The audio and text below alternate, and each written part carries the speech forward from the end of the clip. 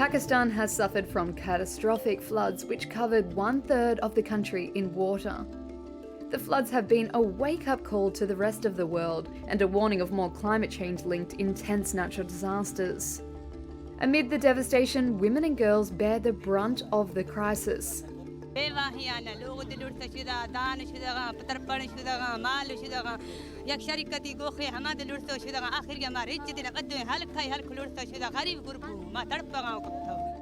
Here's how the crisis has affected women and girls and how to plan for the future.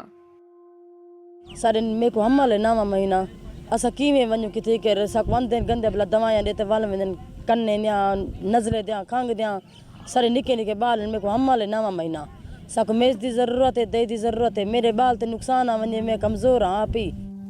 At least 128,000 pregnant women in flood-hit areas urgently need care, with 42,000 expected to give birth in the next 3 months. Some women have tried the difficult journey on foot to try and see a doctor.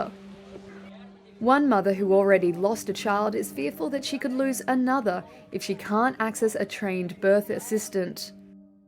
दही दा मसला बजी थी सकदे हाली ते 5वां महीना दे रहे हाली दवा इलाज करेनिया बाद बाल जमते इमे का नहीं जमदा 2 महीने पूरे दवा करेनिया बेटा जाए वाल गए अल्लाह से 4 दिन दिते अल्लाह से संभाल Gite.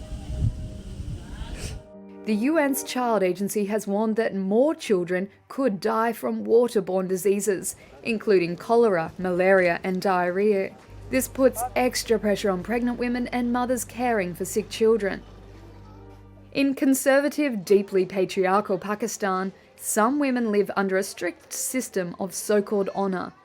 It severely limits their freedom of movement and how to interact, if at all, with men outside their families.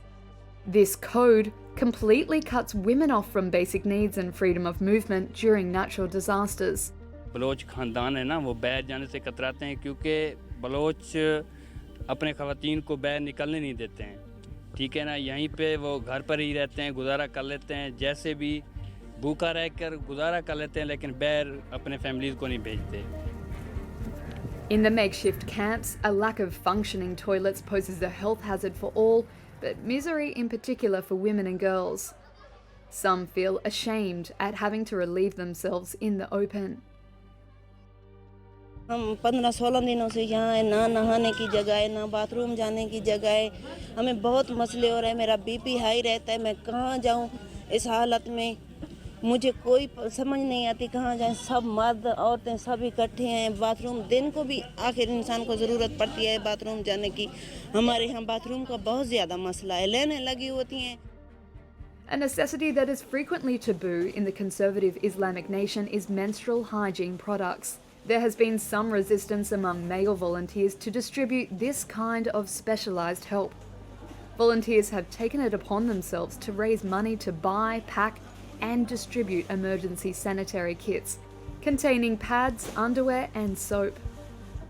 I was constantly receiving calls from people from the flood affected areas.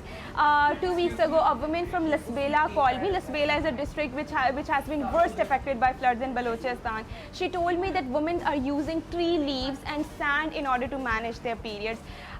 When people tell me that menstrual hygiene is not a need, I want to tell them that women are actually using tree leaves. Human rights groups warn that in times of crisis, violence against women increases. For those displaced or living in temporary camps, there is a far greater risk of rape and physical violence. Police and medical services are overwhelmed during times of disaster, so women may also have nowhere to go to seek support. The destruction of the social fabric puts the safety and security of women and girls at high risk, and then increases the risk of gender-based violence and child marriage.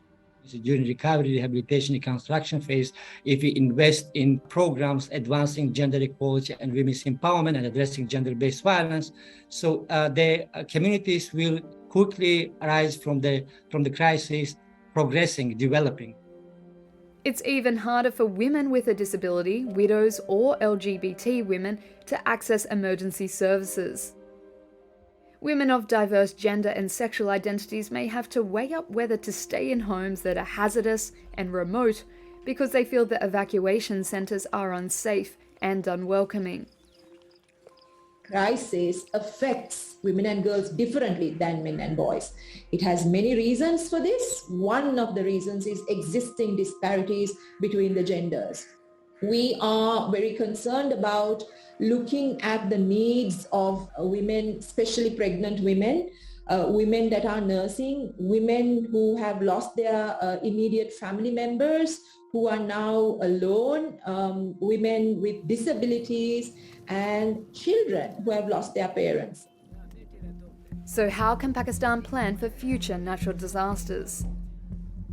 For example, even prior to the crisis, there were areas, 40% of certain areas or 50% of certain areas were not covered by midwives or lady health workers. So people did not have access to skilled birth attendants. If we have enough well-trained, skilled birth attendants, it would be easier to respond at times of crisis. Also, we invest in supply chain management. If we develop functioning supply chain management at times of crisis, we will be able to quickly mobilize, start delivering life-saving supplies and medicines. A geographer at the University of Cambridge, Aisha Siddiqui, says disaster risk management needs to be decentralized, involving local communities. I don't think there are any questions about whether women need to be involved in these conversations. They absolutely need to be. But I don't think that these are conversations for us to be having very far removed from those everyday experiences. Those people in these communities who are facing this situation of feeling like they have particular societal, cultural codes they want to live by, and also ensuring that their families are safe. Those are the people who need to be involved in these conversations and need to be part of this more locally based disaster risk planning.